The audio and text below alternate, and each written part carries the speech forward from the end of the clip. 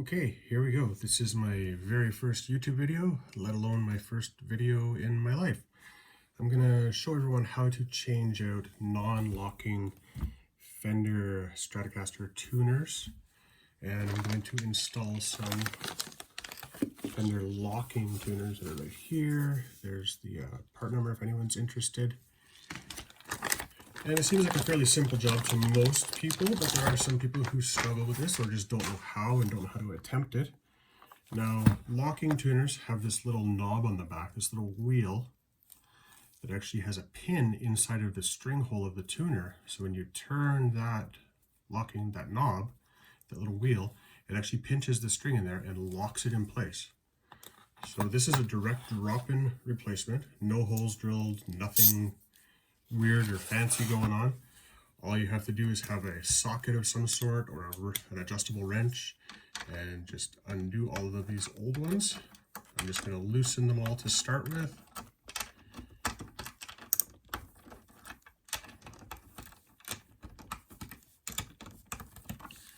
And then I'm going to come back and I'm just going to use the socket on there.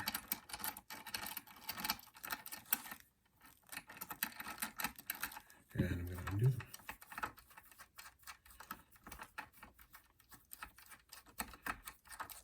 So there's one undone, and on the back side of the tuner there are two little pins that fit into two little pinholes in the back of the headstock.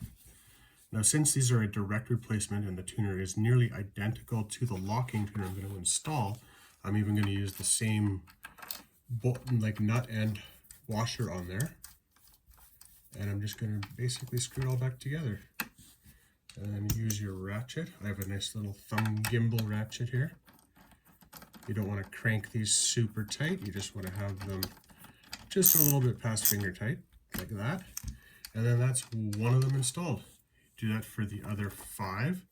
And then we'll come back and we will string it up. Okay? Be right back, people. And here we are. They're all installed, all 6 of them.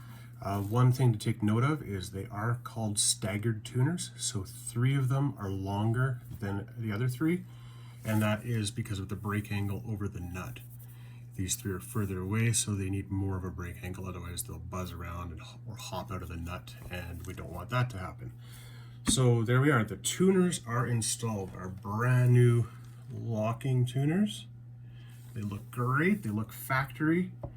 And yeah, locking tuners, they don't help you stay in tune. What they do is they enable you to change strings at a much faster rate. Yeah, string stability is not enhanced with them. So yeah, that's a bit of a misnomer with that one. But anyways, we're going to string this bad boy up, and yeah, just going to change camera locations. Be right back. And we're back. I'm still figuring out lighting with this. I've got some overhead lights that are causing some glare here. Sorry about that. But we're just going to restring this guitar up using some Ernie Ball, or some, D'Addarios here. They're Player's Choice ones. And I'm going to put those on. With all the Strats that I own, I float all of the tremolos except for on one, which is a hardtail. So I use this popsicle stick. It's kind of a tongue depressor with a couple layers of electrical tape. It gives me the perfect 1/8 gap between the tailpiece, between the tremolo unit and the body, so that when I string the guitar, I'm not back and forth to the tremolo or the tuners a million times trying to equalize them with the strings and the back of the Strat. So yeah, just gonna simply string it up, and then I will show you how to lock them into the locking tuners. We'll be back. And here we are again. I've set the camera up so you can see the hole in the high E tuner. And I'm just going to turn the locking wheel underneath. You can see it start to come into that hole, and then it would be fully pinching the string at that point. So the idea behind them is that you can install your string, get it all kind of lined up, make sure it's pulled all the way through the block. Here's a nice picture of my hand. And then you just have to tighten that wheel.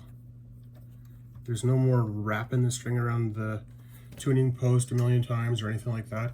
And then you would just bring it up to pitch just by turning it a couple times, and you would be good to go. And that would be that. I'm just going to finish up stringing this up, and then I'll come back and see you when we're ready to tune it up to pitch. So here we are, pretty much all tuned up.